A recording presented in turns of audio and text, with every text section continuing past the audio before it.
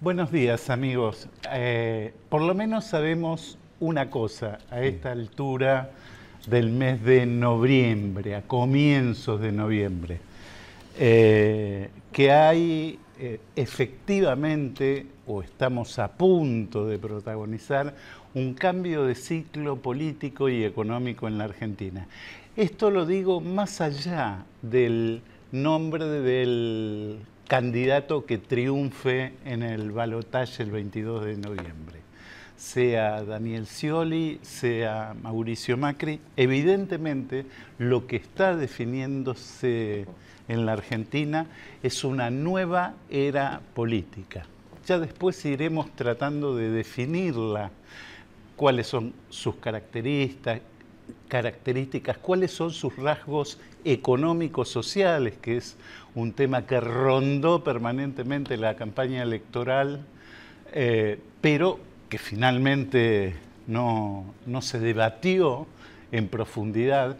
Me parece que ahora empieza esa etapa del debate y se van a empezar a suceder. Después llega en 15 días la Asunción, el 10 de diciembre, después los primeros 100 días, que algunos creen que es el momento ideal para producir los cambios, otros piensan que hay que ser más graduales todavía. Esa discusión entre gradualismo y shock me parece que cada vez se disipa más, porque si no hay medidas urgentes y drásticas, la situación se puede complicar para la próxima administración. En fin, ahora, esta posibilidad de un nuevo ciclo en la Argentina de alguna manera coincide en el tiempo con lo que parece ser un nuevo ciclo de la economía mundial, o por lo menos para nosotros representaría un nuevo ciclo. Yo simplemente quiero mostrar algunas placas con datos, con títulos, con informaciones de estos últimos días sobre la situación internacional. Algunas preocupantes, otras auspiciosas, en fin. Deutsche Bank, una de las últimas, elimina 35.000 empleos y abandona 10 países. Estados Unidos, que venía repuntando, modera el crecimiento en el tercer trimestre del 2015, estábamos hablando, ¿no? Un dato significativo, el gasoil, esto en Europa, marcó esta semana su precio más bajo desde marzo del 2010. Los autos en la Argentina son los más caros de Latinoamérica, en dólares. Hay 1000 declaraciones sobre China, pero esta es una. Un frenazo de China pondría en riesgo la economía global. La última, los analistas privados elevan la previsión de crecimiento para España, que estaba casi en las puertas de Grecia en su peor momento, al 2,9%.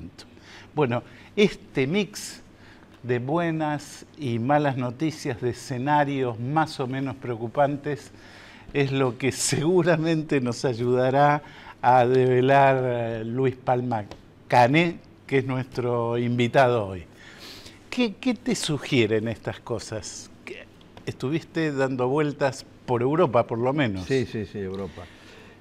Yo te diría que a mí me llama la atención las definiciones que ha hecho la señora Presidente, afirmando que la Argentina anda bien, a pesar de que el mundo se cayó en pedazos. Sí. Ni la Argentina anda bien, anda muy mal, ni el mundo se cayó en pedazos, ni mucho menos. Con todas esas informaciones, bueno, uno puede estar quizás con cierta preocupación. Sí, Mi pregunta es, ¿en qué momento la economía mundial no se enfrentó siempre con determinados problemas? Totalmente. El tema es qué herramientas tienen los países y cómo está en este momento el escenario actual, que es lo que vos preguntabas. Claro. Sí.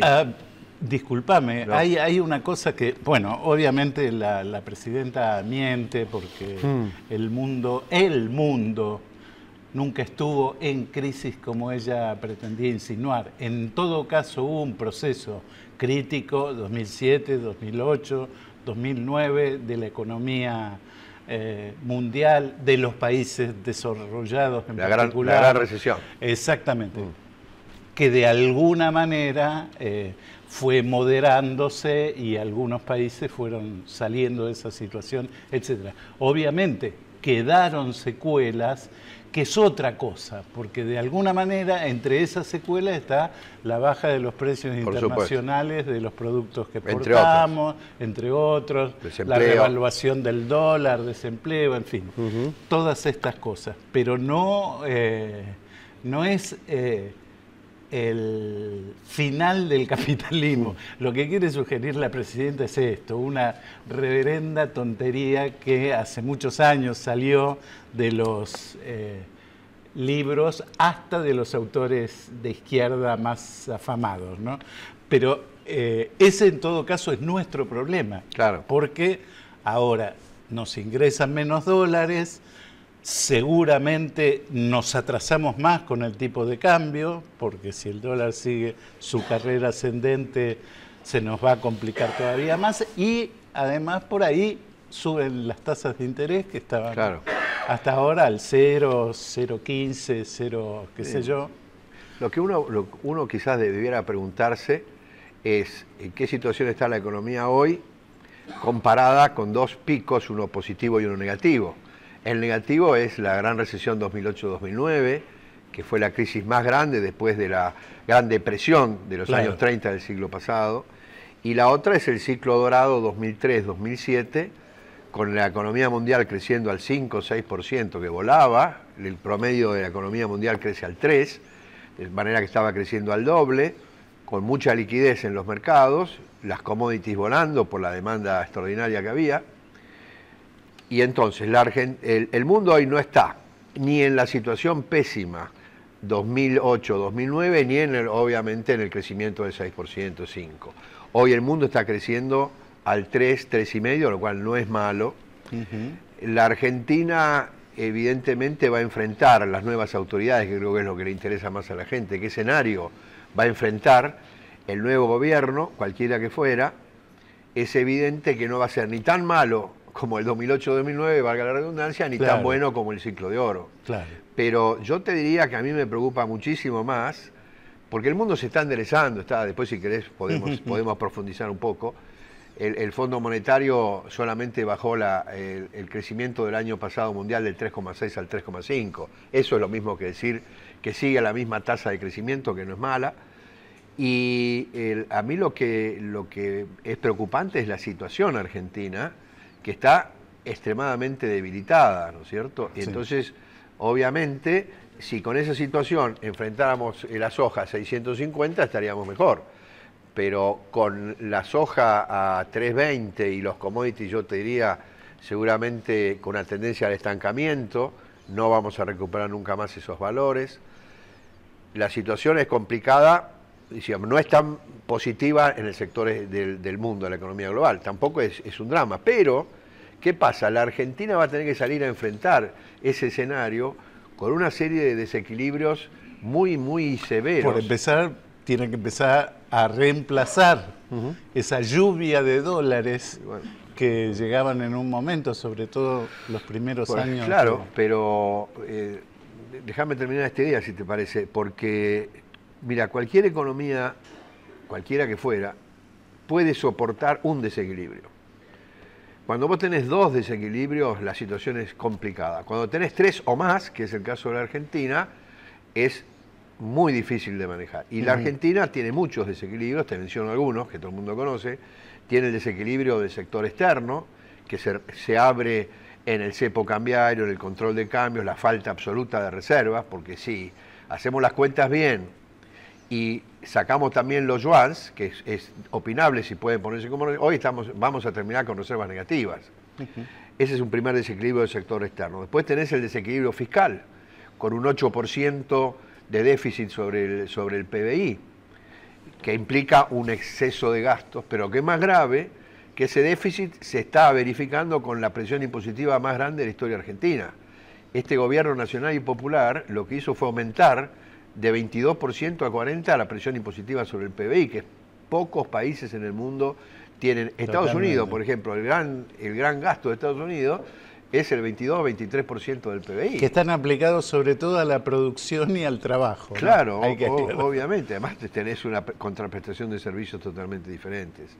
Pero, entonces, de nuevo, tenés el desequilibrio en el sector externo, el desequilibrio en el sector fiscal, el desequilibrio monetario, con una expansión monetaria fenomenal. Porque si vos tenés un déficit y lo financiás con emisión de deuda, bueno, es otro problema. Ahora, si vos el déficit lo financiás con emisión monetaria, con demanda de pesos que tiende a cero, la gente que agarra un peso va y compra, ¿no es cierto? Claro. Y si compra se va a precios. Y ahí tenés el problema de la inflación. Tenés desequilibrios de precios relativos por los controles de precios, tenés desequilibrios de eléctricos por los subsidios, bueno, de transporte.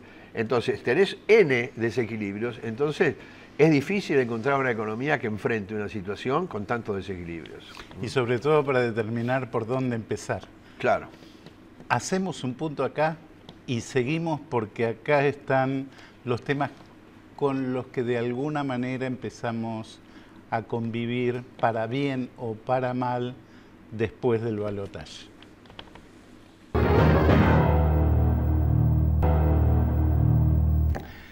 Palma Canet decía recién que había una cantidad de desequilibrios internos que en todo caso se potenciaban con algunos factores externos. La crisis de Brasil, los problemas de China, que no sé si impactan tanto en la Argentina, pero es uno de nuestros principales socios comerciales. Es decir, algunos de esos desequilibrios tienen que ver con el contexto internacional, donde Argentina está bastante mal posicionada, para decirlo de manera elegante. Es decir, estamos en default selectivo, tenemos una sentencia en contra de Tomás Griesa, el juez neoyorquino, y obviamente a partir de esa situación, que nunca se negoció desde que se produjo la sentencia, tenemos falta de acceso al crédito internacional, o por lo menos al crédito internacional con tasas razonables, que es lo que hay en el mundo hoy justamente y que Argentina no disfrutó. Argentina está pagando 9,5, 10% en dólares porque, bueno, tiene todo este prontuario, digamos. Con lo cual también es un punto que el próximo presidente, primer día que asuma, va a tener que levantar el teléfono y entrevistarse con alguien y empezar una negociación que no va a ser sencilla, tampoco. Los problemas que tiene la Argentina son fundamentalmente económicos o son político-institucionales. Digo porque tuvimos una mezcla en los últimos 12 años, ¿no? La Argentina, de mi punto de vista, tiene una suerte de cóctel molotov, digamos, porque a los problemas económicos, que toda la gente lo conoce, lo sufre y lo vive, tenés serios problemas sociales, porque los niveles de pobreza, y me refiero a los estudios de la Universidad Católica, a la cual me merecen totalmente credibilidad, están dando entre 10 y 11 millones de pobres, con bolsones de 40-50% de pobreza y más del 20% de indigencia, lo cual es un tema extremadamente grave. Después tenés un tema, te diría, institucional, porque las instituciones no las dejaron funcionar, digamos, la República no funcionó en la Argentina, y me refiero al manejo, al control, a la presión sobre los otros poderes. El poder legislativo, que no existió, porque el Congreso aprobó, por la mayoría que tenía el kirchnerismo, todas y cada una de las iniciativas sin chistar, muchas de ellas sin leerlas, las comisiones pasaban directamente. Algún día nos vamos a enterar todo lo que se aprobó ahí, de las barbaridades que aprobaron. Y vos fijate que lejos estaremos de una razonable situación política, que también tenemos problemas, porque el gobierno que está a 20, 30 días de salir está haciendo reformas, por ejemplo, ha creado recientemente un instituto del deporte, no sé qué demonios, está incorporando gente de la planta temporal a la planta permanente. Entonces, cuidado que el 99% de los problemas que tiene la Argentina fueron autogenerados. Y después, el sector externo, y bueno, vos lo dijiste muy bien, es decir, la Argentina no tiene acceso al mercado de deuda internacional en un momento en que es un récord en el mundo de la historia económica mundial, la liquidez que hay en el mundo por todas estas políticas de inyección monetaria que fueron muy útiles para salir en su momento de la gran recesión, tasas por el piso también a niveles históricos, cualquiera de nuestros vecinos está captando a 10 y 20 años al 4 o 4,5%, sí, y nosotros penamos por un yuan de los chinos. Entonces, yo creo que lo primero que tiene que hacer el gobierno es un plan integral, porque acá el problema es vamos a devaluar, el país ya está devaluando, hace 3 años que está devaluando. Sí. Entonces, yo lo escuchaba el otro día a Scioli diciendo, trato de escucharlo lo menos posible porque es demasiado tenso la escuchada, y decía que el gran problema es que el modelo de ellos es uno y el modelo aparentemente es un modelo nacional o popular y un modelo neoliberal, en el cual decía, bueno, que me digan cuánto van a devaluar. El problema no es cuánto van a devaluar, el problema es que se va a hacer, como se debe hacer, un plan integral, porque ese plan integral tiene que atacar en forma simultánea todos esos desequilibrios que mencionamos y que son harto evidentes. Y un comentario más de estos dos modelos, se enfrenta a un modelo que está absolutamente perimido, absolutamente agotado en Argentina, pero en el mundo. No hay ningún país que tenga control de cambios, retenciones, y digamos el poder judicial y legislativo sometido, así nos ha ido. Y entonces se confunden con esto de la devaluación. Tienen que hacer un plan integral. Y lo que más llama la atención, porque hay economistas trabajando con el equipo de transición, digamos, no de transición, de que sería el caso que Scioli fuera presidente, y están hablando de que van a aplicar un plan de gradualismo.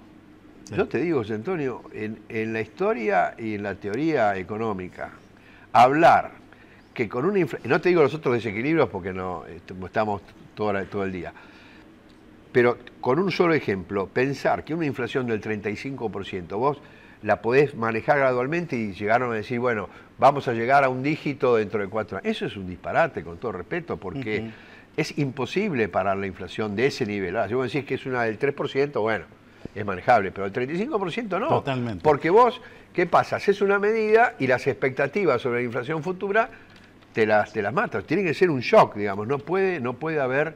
Y otra mentira que siguen diciendo es que todas estas políticas de shocks terminan en afectar a la sociedad de recursos más bajos.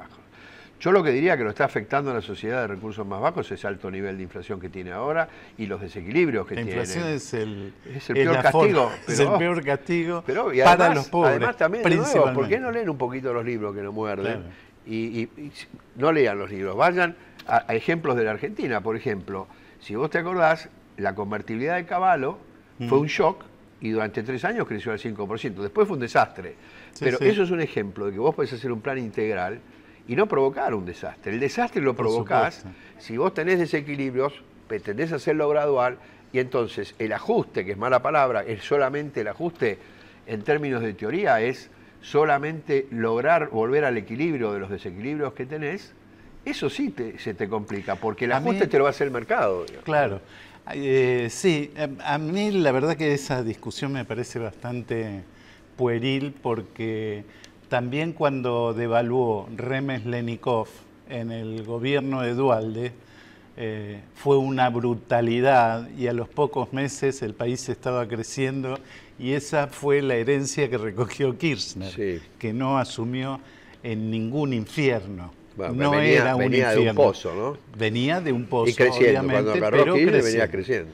Entonces, depende de las medidas, depende de los efectos. Lo que yo veo es que, sacando a Scioli, porque de alguna manera tiene un discurso ambiguo, no sabemos qué es Scioli y qué es Cristina. Me parece que es más Cristina que Scioli, pero pareciera que los grupos de asesores económicos de los candidatos presidenciales en general se inclinan por la racionalidad, por reconocer los problemas. Toda esta enumeración que vos hacés, de alguna manera, no estoy descubriendo nada. Es lo que dicen nuestros candidatos de campaña, es decir, que hay la posibilidad de que haya un amplísimo consenso en torno a las primeras reformas, o por lo menos estos aspectos más urgentes. Es decir, urgentemente necesitamos algunos préstamos internacionales a baja tasa. Solucionar el default. Inmediatamente necesitamos negociar en Nueva York con los holdouts.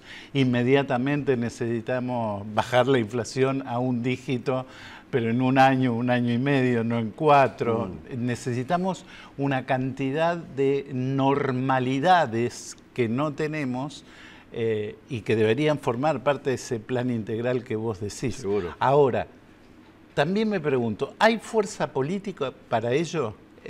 Si ganan, pensemos qué puede pasar en el balotaje, sea Scioli o Macri. ¿Van a tener más poder político después de superar el balotaje o menos? Porque se dividió el voto. Sí, yo creo que en la Argentina, que es un país presidencialista, quien sea presidente va a acumular más poder que antes del balotaje, eso no hay ninguna duda. Ahora, tenemos dos posibilidades, Scioli y Macri. En el caso de Macri, bueno, en el caso de Scioli, que es más fácil, tiene mayoría en el Senado y tiene la primera minoría en diputados. Exactamente. Ahora, en el gobierno de Macri, Macri tiene, junto con los radicales, un grupo importante. No tienen mayoría absoluta ni quórum. Pero claro, si hacen un gobierno, no sé si es de coalición, un pacto de la Moncloa, que necesariamente hay que hacerlo con las huestes de Massa, no tengo ninguna duda. Si logran eso y Macri es presidente, yo te diría que las posibilidades del manejo político son bastante altas. Son altas. Si no, y vamos a tener problemas de gobernabilidad, sin ninguna duda. Aparentemente, no sé qué te parece, ya empezó, algunas conversaciones son públicas, otras no tanto, pero teóricamente el apoyo de Massa al voto a Macri tiene una contrapartida en puntos programáticos y funcionarios en el próximo gobierno. Está bien, pero los puntos programáticos es muy fácil de acordarlo. Es decir, reducir la pobreza, ¿quién está en contra? Bajar la inflación. Bueno, esto que yo decía. Claro. Y bueno, entonces hay que leer el famoso pacto de la Moncloa. Si vos lo lees, es una lista de buenos deseos, ¿viste? Estamos todos de acuerdo. El problema es cómo y el tiempo, y cuáles son los costos que vos... Y toda política macroeconómica que tienda a solucionar desequilibrios tiene sus costos colaterales. Seguro. Quien no diga eso, miente. Tal vez agravado porque en los últimos años de gestión, en los últimos años de gestión desde el cepo del 2011, ese fue el drama. Pero sobre todo a partir de la devaluación del 2014, que la hizo la presidenta, que no iba a devaluar nunca, en este momento se agudizaron esos problemas, se extremaron esos problemas por terquedad, por rechazar el reclamo generalizado de correcciones. Por ejemplo, hasta con las estadísticas oficiales. Parte de la normalidad va a ser crear una agencia de estadísticas independiente que nos diga cómo está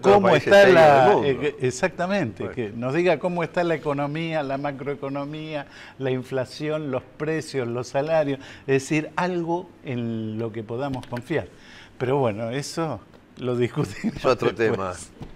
Muchísimas gracias. No, gracias a Luis Palma Cané estuvo con nosotros tratando de descubrir cuál es el proceso que nos va a unir entre el 2015 y el 2019 con estas nuevas tendencias del mundo, pero no solamente con respecto a la economía, sino también en relación al clima político en el mundo. Después del resultado de las elecciones del 25 de octubre, lo que empezó a percibirse justamente fue un nuevo clima de época, yo lo llamaría, para no calificarlo por ahora, un nuevo clima de época que alivió, relajó, distendió esta política de trituradora que venía soportando la política, ¿no? La política en general y la política del poder en particular. Nos encontramos el lunes que viene, 7:30 en Metro.